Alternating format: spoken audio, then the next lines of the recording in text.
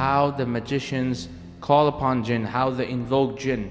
Because in our society we see people who claim to be Sheikh, Pir, Sufi Baba and all that stuff, but when you go to the reality, when you get to the home truth, you find that those people are in reality black magicians, and who are always involved in occult and mystical practices.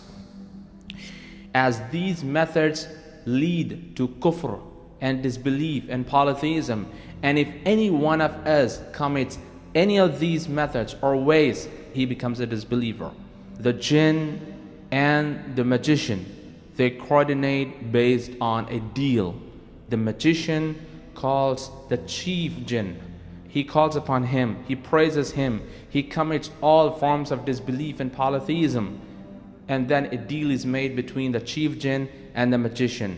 And the chief jinn sends the subordinate jinns to carry out the purposes of the black magic.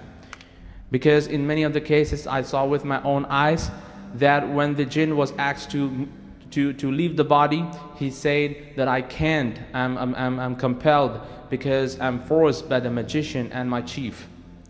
Black magic cannot be performed without the involvement of jinn. Jinn and magician, both are involved in black magic. If you remove jinn, black magic can be performed. So they have certain ways and certain rituals and practices through which they coordinate with the chief jinn. So I'm going to share with you those rituals and the methods they use to call the jinn.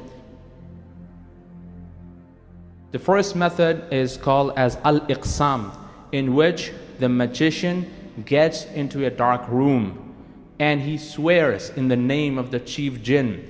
He says, "Oh chief jinn, please come."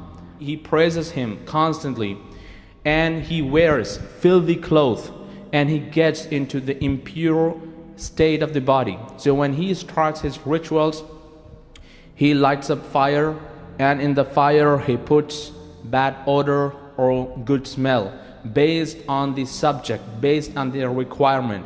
For example, he got the requirement to create differences and divisions between husband and wife. In that case, he puts bad odor.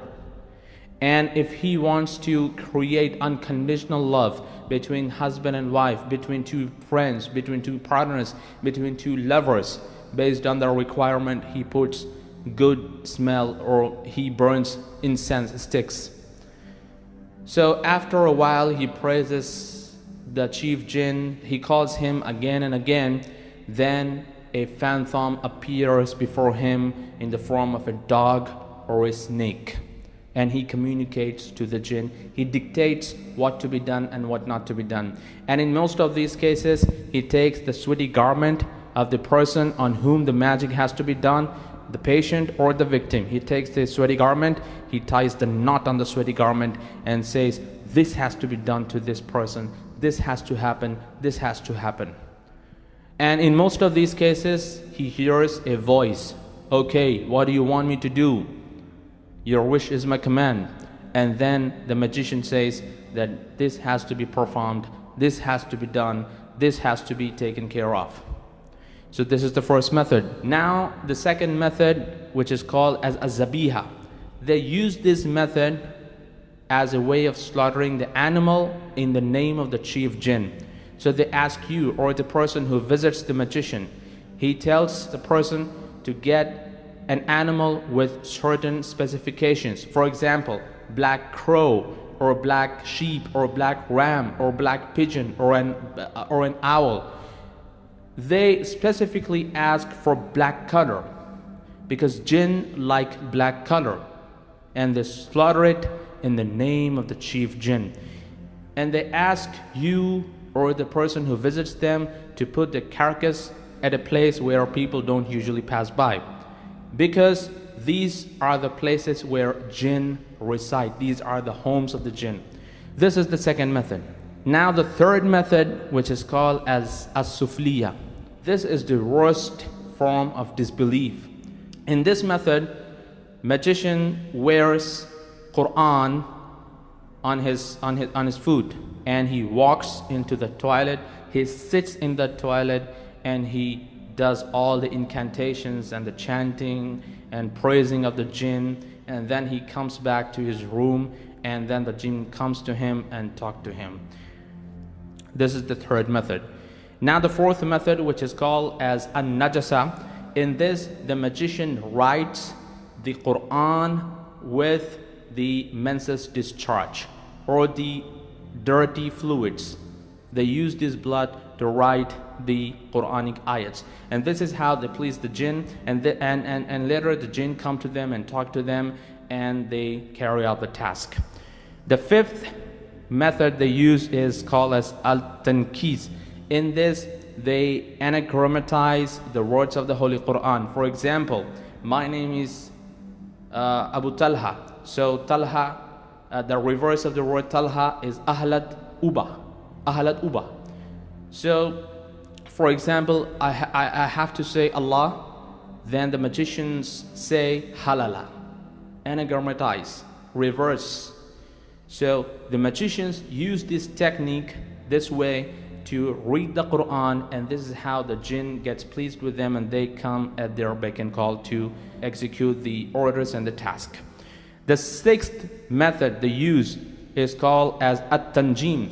In this, the magicians believe that gods descend from certain stars. So they wait for those stars to happen on a particular date, on a particular time, and they believe that these stars appear once in a year, and they wait for that time, and they get into water up to the waist or up to the neck, and they look at the star and they praise the star, and they chant the praising of the star, and they believe that the gods descend from the star. But in reality, in Islam, we believe that Allah subhanahu wa ta'ala has created stars for beautifying sky and for navigation purpose. It has nothing to do with the fortune. And in fact, Prophet Muhammad sallallahu alaihi wasallam said that if anyone gets into astrology and if anyone learns astrology, then he has learned a branch of magic. And if he gets more into that, then he has learned more magic. So one has to refrain from studying about the movement of stars and the calculation of fate and the fortune. And people even believe that if this star comes into this circle, then your baby will be good and your baby will be bad. So people believe in stars, and they believe that it all happens due to the stars. But stars are just a creation of Allah. Anyway, the seventh method, which is called as al-kafu, and this method is usually used to find the lost objects. For example, you lost gold items, so people reach out to these magicians, and they do this method of al-kafu to call jinn and to carry out the task of black magic. And eighth method, which is called as al-athar. In this, the magician asks you sweaty garment, and then he ties knot on that, and he recites Surah Takathur in a very loud way. A'udhu billahi minash shaitanir rajim, bismillahir rahmanir rahim, alhaakumut takathur hatta zurtamal maqabir. Then he goes down, he goes silent, and then he rises again, and then he gives a jerk to the handkerchief, and if the knots, the distance between the knots increases, then he says that you're affected with jinn. If it decreases, then he says that you've got evil eye. So all the things happen with the coordination of jinn, and these are the 8 methods they use to call the jinn, and they have multiple methods. They have multiple methods, and they keep upgrading their methods. But the fundamentals of their ways and methods are these 8, and based on these 8, they keep increasing and upgrading themselves. They have multiple methods to call jinn, and more the person is into disbelief and polytheism, jinns come at his beck and call. If Allah subhanahu wa ta'ala doesn't help us, and if Allah subhanahu wa ta'ala doesn't take us in his refuge, then it's impossible to be away from these evil creatures. My reference point is the book written by Sheikh Abdul Salam Bali, The Sword Against Black Magic and Evil Magicians, and this is the best book on this subject. Some of the incidents are based on my personal experience. I saw with my own eyes and experience, because I used to go to every kind of magician, and even those magicians would come to our house, and we have experienced this in our life. My whole purpose is to bust the black magic and let the people know the reality of the black magic, and let the people safeguard themselves from the evil magicians and the black magic. Assalamu alaikum wa rahmatullahi wa barakatuh.